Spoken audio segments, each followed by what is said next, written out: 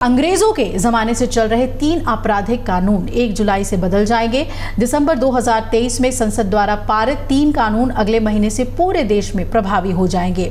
तीनों नए कानून भारतीय न्याय संहिता, भारतीय नागरिक सुरक्षा संहिता और भारतीय साक्ष्य अधिनियम कहे जाएंगे, जो कि भारतीय दंड संहिता 1860, आपराधिक प्रक्रिया संहिता 1898 और भारतीय साक्ष्य अधिनियम 1872 की जगह ले लेंगे। कानूनों में जो प्रभावी होने के साथ ही इसमें शामिल धाराओं का क्रम भी बदल जाएगा। तो आइए आपको बताते हैं आईपीसी की कुछ बहुत ही अहम धाराएं जो कि बदल जाएंगी और नए कानून में इन्हें किस क्रम में रखा जाएगा, वो पहले किस स्थान पर थी। भारतीय दंड संहिता में 511 धाराएं थी, लेकिन भारतीय न्याय संहिता में धाराएं 358 ही रह गई हैं और संशोधन के जरिए इसमें 20 नए अपराध शामिल किए गए हैं। तो 33 अपराधों में सजा अवधि भी बढ़ाई गई है। 83 अपराधों में जुर्माने की रकम बढ़ा दी गई है और 23 अपराधों में अनिवार्य न्यूनतम सजा का प्रावधान किया गया है। 6 अपराधों में सामुदायिक सेवा की सजा का प्रावधान किया गया है। आपको बता दें कि भारतीय न्याय संहिता, भारतीय नागरिक सुरक्षा संहिता और भारतीय साक्ष्य अधिनियम को 12 दिसंबर 2023 को केंद्र सरकार ने लोकसभा में 3 संशोधित आपराधिक विधेयकों को पेश किया था, न्यू क्रिमिनल लॉज, और इन विधेयकों को लोकसभा में 20 दिसंबर 2023 को और राज्यसभा में 21 दिसंबर 2023 को मंजूरी मिली थी। राज्यसभा के विधेयकों को केंद्रीय गृह मंत्री अमित शाह द्वारा पेश किए जाने के बाद ध्वनि मत से पारित किया गया था। इसके बाद 25 दिसंबर 2023 को राष्ट्रपति ने इसे मंजूरी दे दी और इसके बाद विधेयक कानून बन गया, लेकिन प्रभावी होने की तारीख 1 जुलाई 2024 रखी गई। संसद में तीनों विधेयकों पर चर्चा के दौरान केंद्रीय गृह मंत्री अमित शाह ने कहा था कि इनमें सजा देने के बजाय न्याय देने पर फोकस किया गया है। हम जानते हैं, अब आपको बता देते हैं कि जिन अहम धाराओं में बदलाव किया गया है। तो सबसे पहले धारा 124 आईपीसी की धारा 124 राजद्रोह से जुड़े मामलों में सजा का प्रावधान रखती है। नए कानूनों के तहत राजद्रोह को एक नया शब्द देशद्रोह मिला है, यानी कि ब्रिटिश काल के शब्द को हटा दिया गया है। वहीं भारतीय न्याय संहिता में अध्याय 7 में राज्य के विरुद्ध अपराधों की श्रेणी में देशद्रोह को रखा गया है। धारा 302 पहले किसी की हत्या करने वाला धारा 302 के तहत आरोपी बनाया जाता था। हालांकि अब ऐसे अपराधों को धारा 101 के तहत सजा मिलेगी।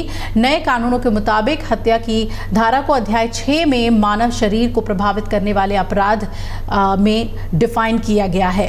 धारा 307 की बात करें, नए कानून के अस्तित्व में आने से पहले हत्या करने के प्रयास में दोषी को आईपीसी की धारा 307 के तहत सजा मिलती थी। अब ऐसे दोषियों को भारतीय न्याय संहिता की धारा 109 के तहत सजा सुनाई जाएगी और इस धारा को भी अध्याय 6 में रखा गया है।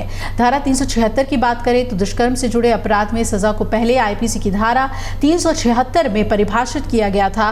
वहीं भारतीय न्याय संहिता में इसे अध्याय 5 में महिलाओं और बच्चों के विरुद्ध अपराध की श्रेणी में जगह दी गई है। नए कानून में दुष्कर्म से जुड़े अपराध में सजा को धारा 63 में डिफाइन किया गया है। वहीं सामूहिक दुष्कर्म को आईपीसी की धारा 376 डी को नए कानून में धारा 70 में शामिल किया गया है। कुछ और कानून आपको बताते हैं। धारा 399 पहले मानहानि के मामले में आईपीसी की धारा 399 इस्तेमाल की जाती थी। नए कानून में अध्याय 19 के तहत आपराधिक धमकी, अपमान, मानहानि आदि को इसमें जगह दी गई है और मानहानि को भारतीय न्याय संहिता की धारा 356 में रखा गया है। धारा 420 की बात करें तो भारतीय न्याय संहिता में धोखाधड़ी या ठगी करने वाले अपराध को 420 में पढ़ा जाता था, डिफाइन किया जाता था। अब इसे धारा 316 के तहत डिफाइन किया जाएगा और इस धारा को भारतीय न्याय संहिता में अध्याय 17 में संपत्ति के चोरी के विरोध अपराधों की श्रेणी में रखा गया है। अब सीआरपीसी और साक्ष्य अधिनियम में क्या बदलाव हुए हैं, तो दंड प्रक्रिया संहिता यानी कि सीआरपीसी की जगह अब भारतीय नागरिक सुरक्षा संहिता ने ले ली है। सीआरपीसी की 484 धाराओं के बदले भारतीय नागरिक सुरक्षा संहिता में 531 धाराएं हैं और नए कानून के तहत 177 प्रावधान बदल दिए गए हैं, जबकि 9 नई धाराएं और 39 उपधाराएं इसमें जोड़ी गई हैं। इसके अलावा 35 धाराओं में समय सीमा तय की गई है। नए भारतीय साक्ष्य अधिनियम में 170 प्रावधान हैं और इससे पहले वाले कानून में 167 प्रावधान थे। नए कानून में 24 प्रावधान जो हैं वो बदल दिए गए हैं। तो 1 जुलाई से इसका असर आपको देखने को मिलेगा और इसी मुताबिक न्यायालयों में काम होगा। अगर आप ये वीडियो YouTube पर देख रहे हैं तो हमारे चैनल को सब्सक्राइब करें और बेल आइकन को दबाना ना भूलें। अगर आप Facebook पर ये वीडियो देख रहे हैं तो हमारे पेज को लाइक करें।